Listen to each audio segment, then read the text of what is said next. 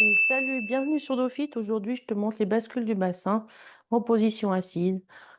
Ainsi, je te montre comment tu peux bouger ton dos, position assise, et puis simplement varier un peu les positions, peut-être quand tu es longtemps en position assise. C'est important de connaître ces bascules du bassin parce qu'on n'apprend pas forcément, on ne sent pas forcément comment on peut bouger son dos si on ne connaît pas justement un peu son anatomie et comment on peut bouger son dos par le bassin, par les mouvements du bassin. Les bascules du bassin te permettent donc de choisir mieux ta position en position assise si tu restes en position neutre. Si tu peux basculer un petit peu ton bassin en arrière et arrondir le bas du dos, ou au contraire venir creuser le bas du dos.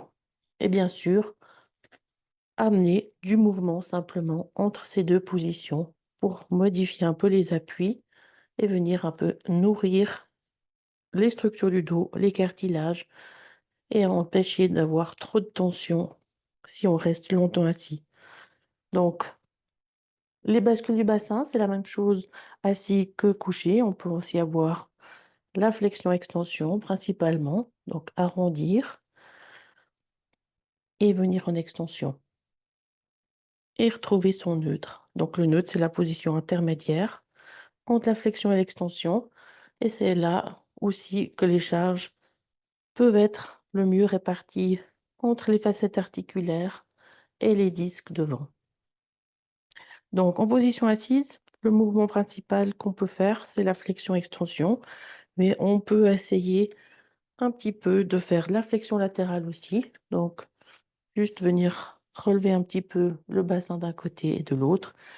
Et les rotations, on peut le faire seulement entre en guillemets avec le mouvement combiné de flexion latérale où on vient un petit peu se déplacer sur une chaise en avant, en arrière et ça fera venir une petite flexion latérale et une mini rotation.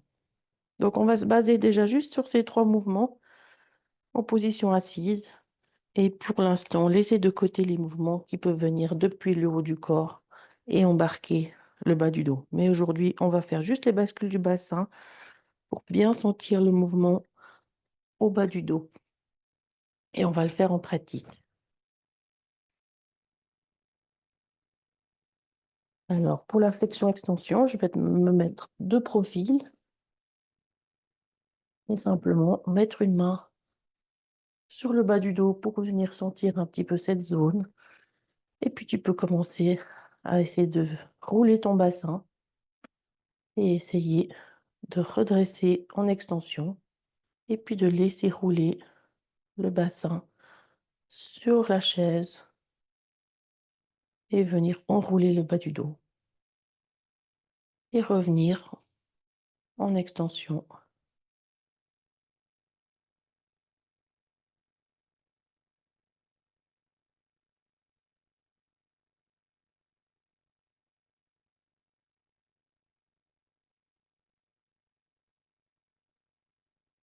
Et tu sentiras peut-être tes appuis du bassin sur la chaise et tu peux rouler sur ces appuis.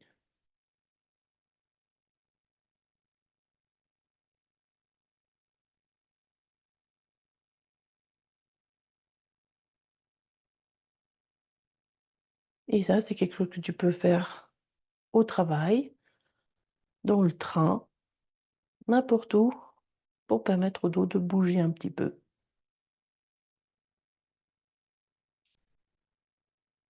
Alors, est-ce que c'est mauvais de rester longtemps en rond pour le dos? Eh bien, en général, pas, à moins qu'il y ait un problème sous-jacent.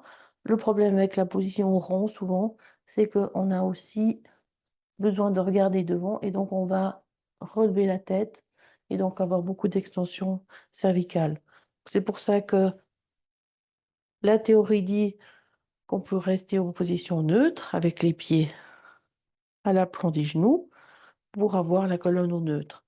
Mais ça dépend de chaque personne, le dos, les problématiques de chaque personne.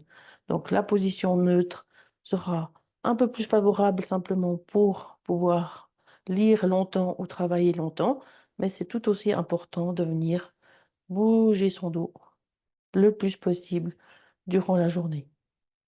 Voilà pour la flexion-extension. Et la flexion latérale, on peut essayer. C'est pas le plus simple, mais en prenant un petit appui avec les mains, tu peux venir monter une crête iliaque, monter le bassin d'un côté et de l'autre.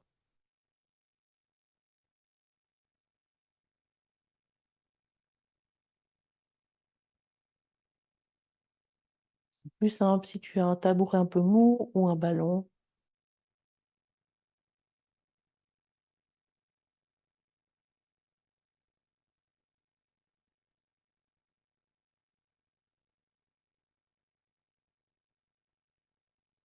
Voilà, la flexion latérale, tout simplement. Et si tu veux venir faire en même temps une petite rotation, tu viens faire la flexion latérale et reculer une fesse après l'autre. Et puis la même chose en revenant vers l'avant pour faire un mouvement combiné avec un peu de rotation.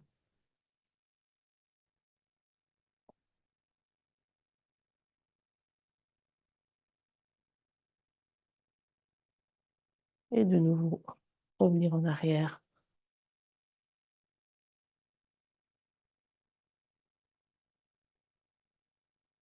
Alors, c'est des petites choses qui peuvent t'aider à sentir bien ton corps, ton bas du dos, connaître les mouvements possibles de la colonne vertébrale lombaire et simplement les utiliser quand tu as besoin de bouger ou de choisir l'appui que tu as besoin pour ton dos. Donc, il y a aussi des gens qui se mettent pour travailler vraiment beaucoup en extension et mettent les pieds en arrière pour travailler.